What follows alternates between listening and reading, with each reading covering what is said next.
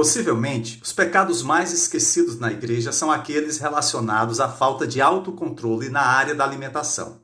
Embora sejamos rápidos em condenar outros pecados resultantes da indisciplina pessoal na área sexual, como por exemplo imoralidade, lascívia, prostituição, somos indulgentes, tolerantes quanto a comer demais. É algo parecido com o filme Elefante na Sala, onde o homem abre a sua porta da sua casa e alguns convidados entram e se deparam com um grande animal. O homem pede que todos se acomodem e todos fingem não ver o elefante na sala. Essa é uma ilustração de como encaramos o pecado da gula, ou melhor, como fazemos de conta que ele é algo aceitável. Isso porque comer por si só não é pecado. Na verdade, é uma bênção de Deus. Os pecados provenientes da falta de autocontrole da carne, como adultério, fornicação e gula, são claramente errados. No entanto, os pecados da carne são perversões que a sociedade moderna tolera. Deixe-me explicar. Vamos tomar como exemplo o sexo. Ele foi criado por Deus para ser desfrutado no contexto do casamento entre um homem e uma mulher. Porém, quando o sexo é tirado do contexto bíblico e do propósito em que Deus o criou para ser desfrutado, então o sexo se torna um pecado. Outra situação é a que envolve a alimentação. Comer é uma das coisas que Deus criou para suprir nossas necessidades físicas e desfrutarmos da criação divina. Pela graça de Deus, Ele criou alimentos com a diversidade das cores do arco-íris e com uma infinidade de sabores e aromas. O problema é quando uma pessoa permite que seu desejo por comida a domine, a prejudique, a faça violar a palavra de Deus. Então, comer se torna um pecado. A bulimia é um exemplo disso. Esse transtorno leva uma pessoa a comer compulsivamente e depois vomitar, expurgar o que foi comido. A pessoa com bulimia anseia pelo prazer de comer e, por isso, se apega à comida, mas também tem medo de estar acima do peso ou de que outras pessoas descubram que estão fora de controle em sua alimentação, de modo que vomitam a comida, fazem longos jejuns ou se entregam exaustivamente a atividades físicas na tentativa de esconder sua escravidão ao alimento. Mas eles nunca conseguem esconder seu problema de Deus. Se temos a bulimia numa situação extrema, na outra extremidade está aquele que come demais. Pessoas que permitem que a comida as domine, deixam de usar o autocontrole e a disciplina e permitem que o desejo de ter prazer em comer governe suas vidas. As consequências disso geralmente são visíveis fisicamente, a obesidade. E comprovadamente, a obesidade é um dos riscos à saúde, podendo causar doenças cardíacas, hipertensão, diabetes, distúrbios do sono, problemas respiratórios, gordura no fígado e doença na vesícula biliar. Mas se os problemas relacionados à alimentação são tão prejudiciais, tanto física como espiritualmente, por que se fala tão pouco sobre o pecado da gula nos púlpitos das igrejas? Seria a indisciplina alimentar um pecadinho, algo tolerável para os cristãos?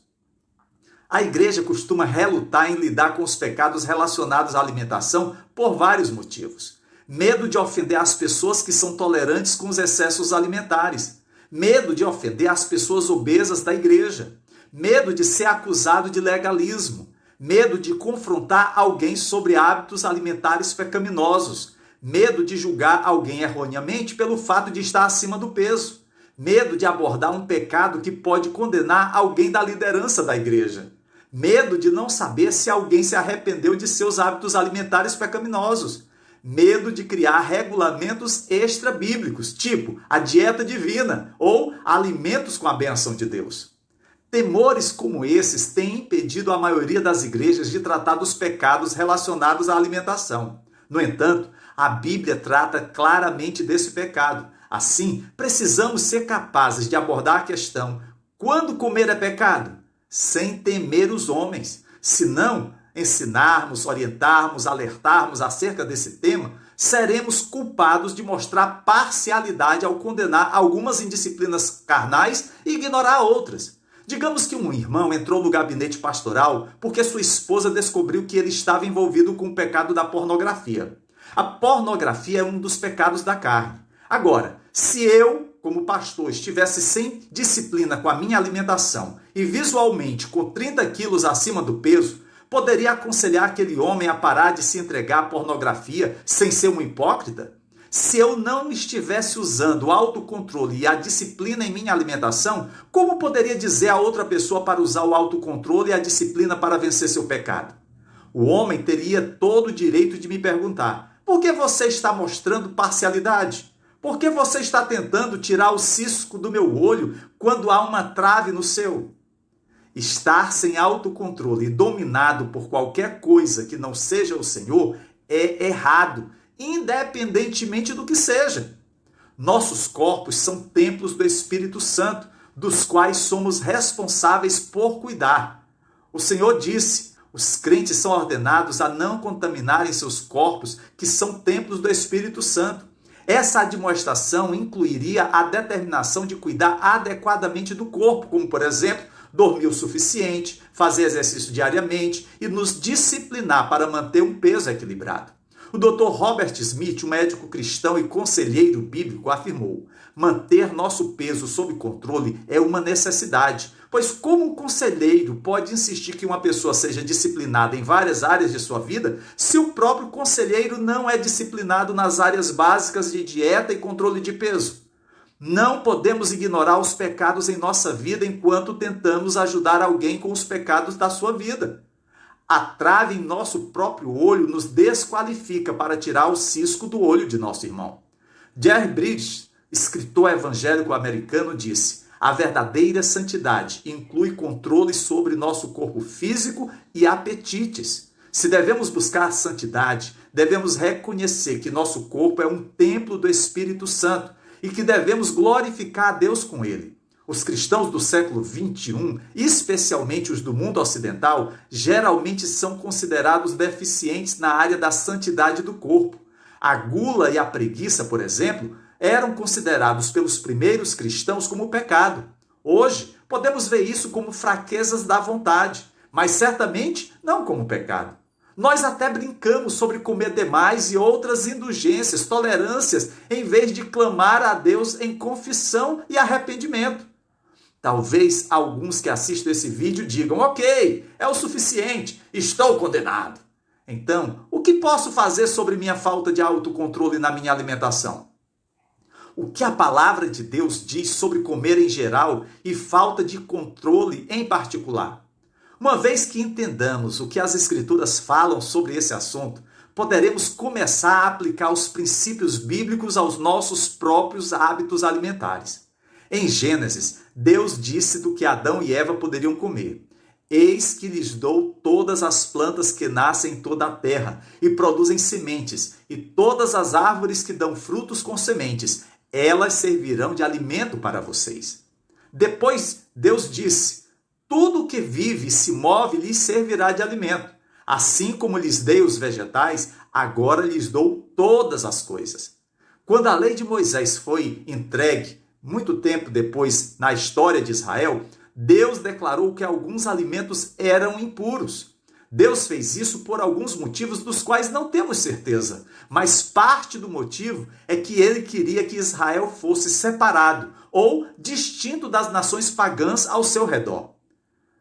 Muitos séculos depois, quando a igreja foi iniciada, Deus declarou que todos os alimentos eram limpos. Ele deseja que desfrutemos de todos os alimentos. Porém, as pessoas que ensinam a abstinência de certos alimentos são tidas como ensinando doutrinas dos demônios.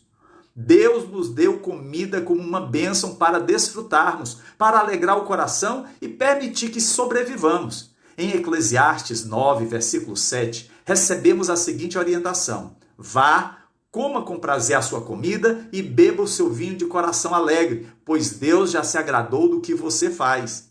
Embora comer seja uma bênção de Deus, também devemos entender que se tivéssemos que escolher entre obedecer a Deus ou comer, teríamos que obedecer a Deus. Daí Jó declarar: dei mais valor às palavras de sua boca do que ao meu pão de cada dia.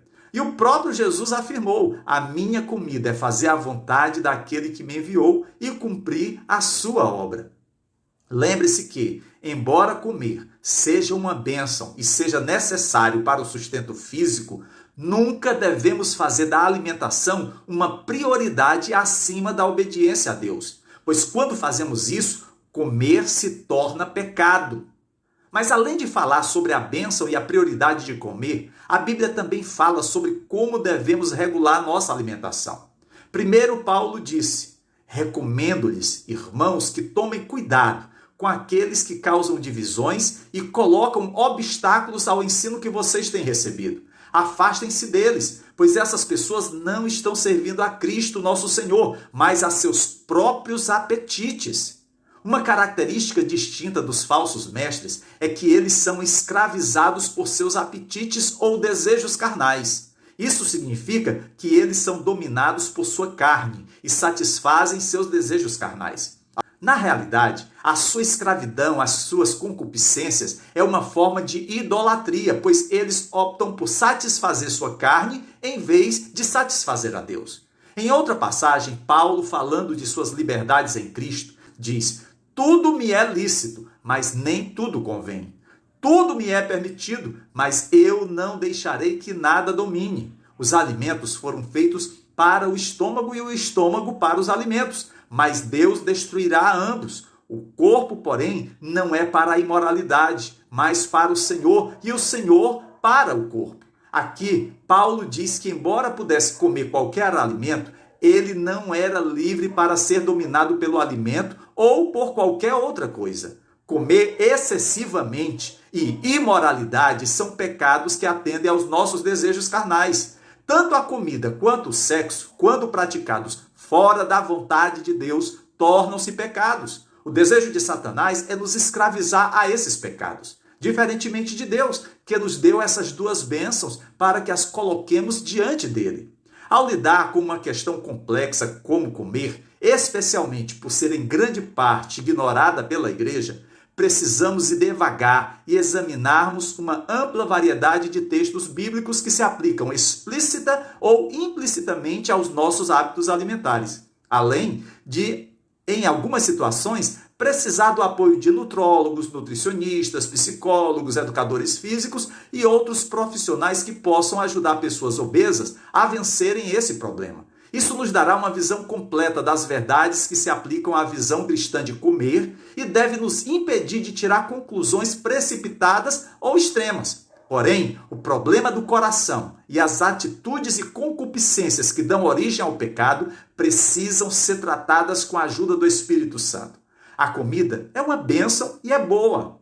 Deus deseja que desfrutemos e tenhamos prazer em comer, desde que isso não nos faça pecar. As Escrituras nos dizem muito mais, daí a importância do estudo da palavra de Deus. Pergunte-se o seguinte: estou no controle do meu comer para a glória de Deus? Ou o meu desejo de comer está me controlando para o prazer do meu eu? Que possamos nos esforçar para sermos santos, mesmo ao comer, em nome de Jesus. Amém.